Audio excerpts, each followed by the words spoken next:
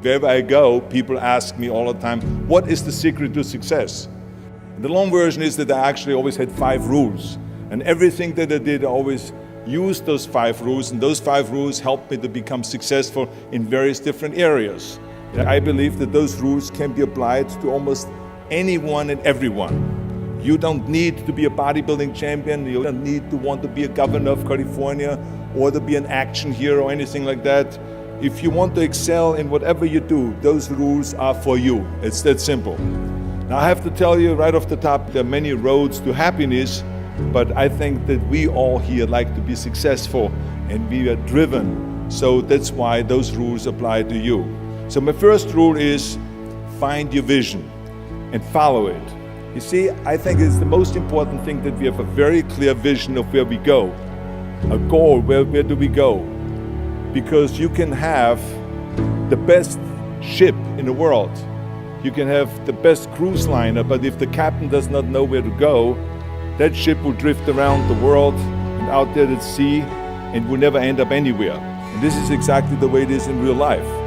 If you don't have a goal, if you don't have a vision, you just drift around. You're not going to be happy. This is why it is so important to have that vision. Now, I created that vision in Austria because I grew up after the Second World War. The problem was that everyone was so depressed because they lost the war, that there was alcoholism everywhere. There was, of course, depression. There was a terrible economic situation. There was famine. There was starvation and all of those things.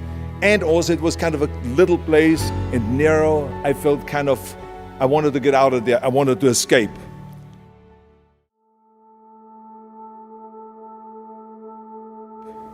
And I couldn't see myself really to work there and to stay there, to work in a factory or to work on a farm, or to even to follow my father's footsteps and to become a police officer. I couldn't see that either. As a matter of fact, that's what my parents wanted me to do. But that's not what I saw. This was the vision of my parents, but not mine. And luckily, one day in school, I watched a documentary about America. And I found myself, I knew exactly that is where I wanted to end up. I wanted to be in America. Everything that I saw in the documentary, I just loved. Everything was so big. I remember the tall skyscrapers, the monstrous bridges, the giant freeways filled with beautiful cars, the huge jetliners, movie stars, Muscle Beach, and all of those things. I could not wait to get there. The question was just, how do I get there? How do I get to America? I mean, this was not a common thing to do way back in the 50s. No one had the money to travel or anything. But one day I was fortunate enough to see a magazine. And that magazine showed me the path to America. And it was a bodybuilding magazine. And on the cover was this very muscular guy that was standing there like Hercules with a Hercules outfit. His name was Reg Park. This Reg Park was on that cover, and I remember the cover said, Mr. Universe becomes Hercules star. I read the article as fast as I could, learning about how he grew up in Leeds in England, poor, and how he trained 5 hours a day, every single day, and trained and trained and trained and lifted weights, and then he finally became Mr. Great Britain. And then he became Mr. Universe. Then he won a second Mr. Universe title and a third Mr. Universe title, and then all of a sudden he landed in Rome in Cinecittà doing Hercules movies. And there he made millions of dollars, and this money he took and bought himself a gymnasium chain in South Africa, and he became a successful gymnasium owner. And as I read, I became more and more certain about my own future. As I read this story, I was so excited, so interested. I knew exactly that I wanted to become another Reg Park. I know he laid out the blueprint for my life, basically. I could see myself, I could visualize myself clearly to be a champion on that same stage where he won the Mr. Universe, and then to move to America, then get into movies. I had that vision very clearly laid out. I was so happy that I knew exactly where I was going. From that moment on, everything that I did, no matter how hard I had to work or how much I had to struggle, it didn't matter. It was a wonderful joyride because I knew what the purpose was and I found my passion.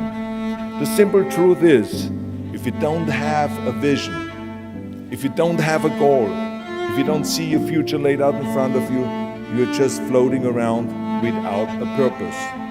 I always smiled when I worked, no matter how hard I worked. I always had a great time, no matter what I did. It didn't matter if it was in bodybuilding, or if it was in the movies, or if it was as governor.